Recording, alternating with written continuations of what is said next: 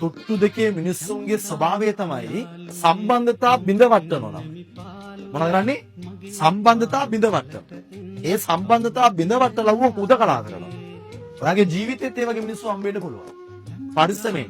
ඒ කරන්නේ ළඟම ඉන්න එක. වටේ ඉන්න මිනිස්සු ටික තරහා කරෝලියලා මොකද කරන්නේ? හරිද? ඌ උදකලා කළා ඔයාව කන්ට්‍රෝල් කරන්න උත්සාහ කරනවා. අන්න ඒ වගේ උන්ගෙන් ගැලවුණොත් ඔයා දිනනවා පුතා. හොඳට මතක තියාගන්න. ඒ වගේ මිනිස්සු ඔයාගේ පෞද්ගලික ජීවිතේ වගේ මිනිස්සුන්ට හම්බ වෙලා ඇති. හැබැයි ඔයාට තේරෙන්නේ නැහැ ඌ වටේ උන්ව විස දාලා ඔළුවෙන් හලනවා කියලා. ඌ කරන්නේ ළඟ ඉඳනම වටේ උන්ටයි ඔයාටයි විස දාලා කරන්නේ ඔයාව අයින් කරනවා. ඔයාගේ සම්බන්ධතා අයින් කරලා හුදකලා කරනවා.